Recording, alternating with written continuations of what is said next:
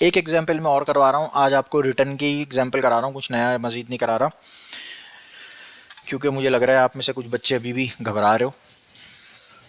ठीक है, मेरे पास एक यूज़र है, एक ही यूज़र के ऊपर अभी हम काम कर रहे हैं और बहुत बेसिक एग्जाम्पल करने जा रहे हैं हम। ठीक है, उस यूज़र के हमारे पास 3 डेटा अवेलेबल है। जनवरी, सही है, दूसरा है जून, और लास्ट है नवंबर। अगर जनवरी है तो हमें उसे विश करना है हैप्पी बर्थडे, जून है तो उसे हमें विश करना है हैप्पी वेडिंग एनिवर्सरी, और नवंबर है तो कुछ और बताओ क्या होता है। हाँ,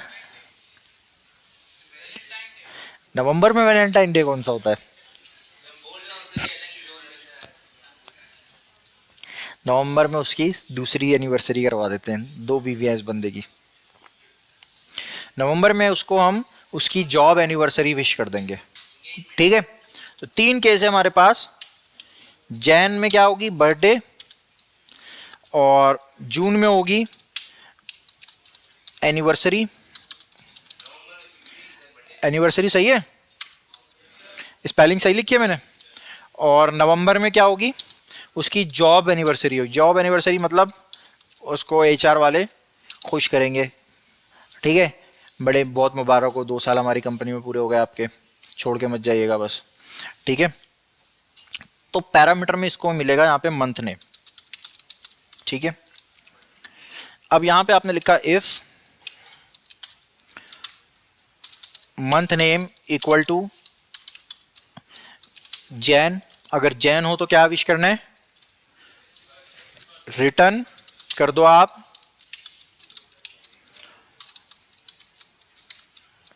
हैप्पी बर्थडे, ये मैसेज रिटर्न हो जाएगा।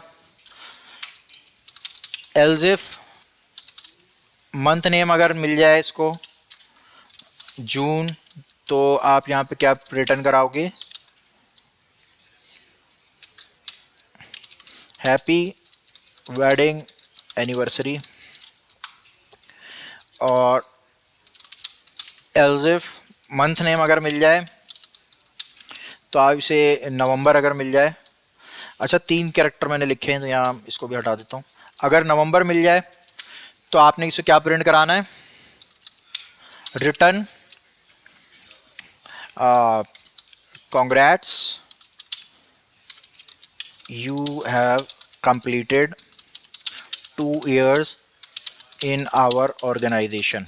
ठीक है, इतना बड़ा मैसेज प्रिंट कराना है। अच्छा, इनमें से कोई भी चीज प्रिंट नहीं हो रही है।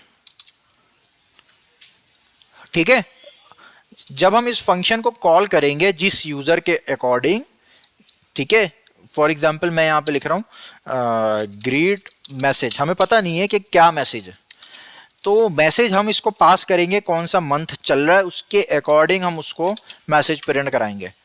Console dot log. ठीक है, अब मसला क्या है समझो इस बात को, हमें क्यों जरूरत पेश आ रही है रिटर्न कराने की। ये सारा पूरा इफ एल्स जो है ना हमें लिखना पड़ता फंक्शन के बाहर। सही है, और ये भी हो सकता था कि अगर हम यहां पे कंसोल करा दें, आप में से किसी के जहन में आ सकता है सर यहां पे कंसोल करा देते आप तो प्रिंट तो हो ही जाता। बट ये सिर्फ एक दफा प्रिंट होगा, हो सकता है हमें 4 जगहों पे जरूरत पड़ रही है यूज करने की। हो सकता है कि हम एक तो उसको यूजर को लिखा हुआ दिखाएंगे, दूसरा जब वो अपनी सैलरी रिसिप्ट प्रिंट करवाएगा तो उस प्रिंट वाले पे भी हमें मैसेज लिखा हुआ ही दिखाना है। तो 2 जगहों पे आ गया, एक तो कंसोल पे आ गया, दूसरा कहां पे आ रहा है? जब वो प्रिंटर से कंट्रोल पी करके प्रिंट निकाल रहा है वहां पे भी लिखा हुआ दिखाना है। तो मैसेज क्या प्रिंटर पे आना है ये कहां डिसाइड होगा? इस फंक्शन में डिसाइड होगा।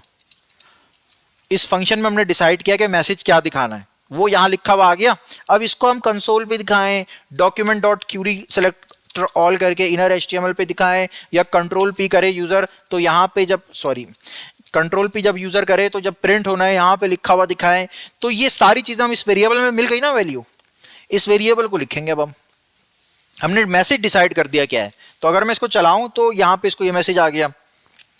अगली दफा अगले साल यूजर आया, उसने यहां पे अब वो जनवरी के महीने में, तो मैसेज क्या प्रिंट करवाना है उसके हिसाब से।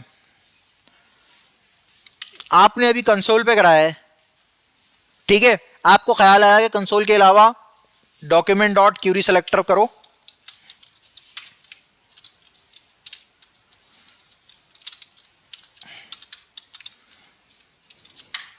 h1 एलिमेंट 0 इंडेक्स पे इनर HTML में जाओ और वहां पे आप ग्रीट जो मैसेज बना है वो प्रिंट करा दो।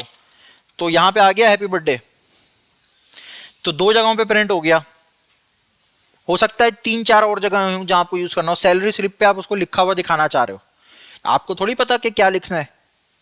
हजारों इंप्लॉयज हैं, हजारों इंप्लॉयज का आप बैठ के पहले देखोगे कौन सा महीने में उसकी बर्थडे है, तो आपने एक फंक्शन लिख दिया, वो मैसेज रिटर्न कर देता है। वो जो भी मैसेज रिटर्न करता है उसको आपने 5 जगहों पे यूज कर लिया, वो खुद ही अब आपका यूजर जो है हैंडल कर रहा है, प्रोग्राम आपका हैंडल कर रहा है, आपको सोचने की जरूरत नहीं पड़ रही है। रिटर्न का ये मकसद हो गया।